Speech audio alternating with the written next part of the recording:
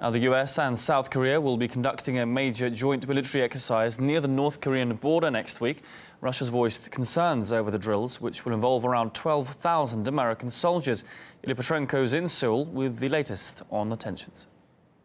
What has been Donald Trump's approach to sorting out the North Korea crisis in a nutshell? All options remain on the table. Second option, not a preferred option. They will be met with fire and fury.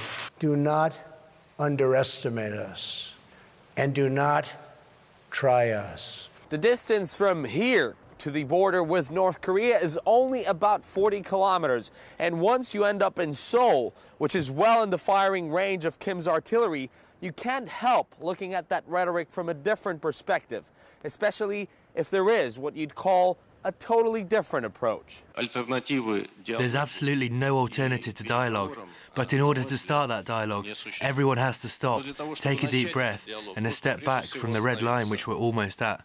So why can we hope that the only option, according to Moscow, will prevail?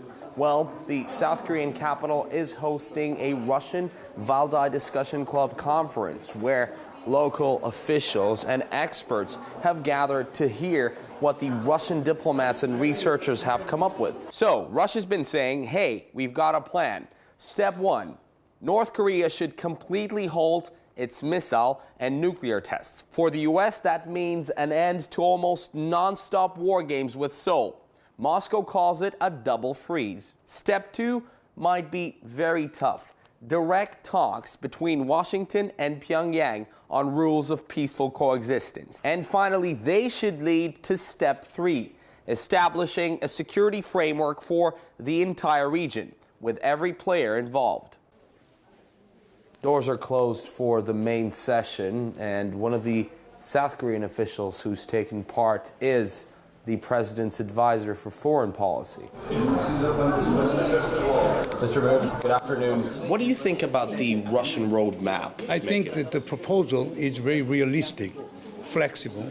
I hope on the occasion of Pyeongchang Winter Olympic, all the parties concerned, particularly between North and South, would come up with a more self-restraining behavior. But do you think it's enough in this case? Of course, not enough. There should be some new initiative to create and sustain peace on the Korean Peninsula. Donald Trump keeps saying that all options are on the table. North Korea knew that the military option is always on the table. Therefore, by putting the military option on the table,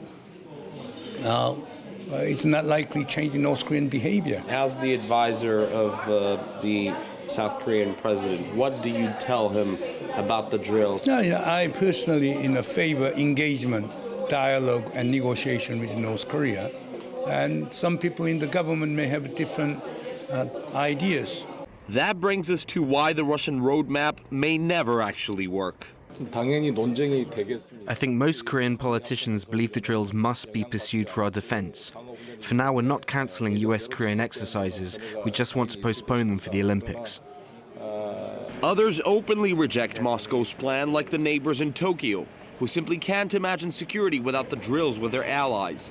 So for now, South Koreans have no other choice but to welcome US Raptors and co. for the Vigilance Ace War Games. Oh, that's just in a few days.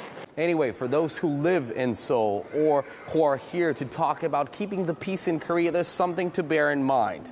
Be it for war games or real strikes that would put millions of lives at risk. The decision to send, let's say, warplanes to the Korean skies may depend on one single man, miles and miles away on the other side of the Pacific.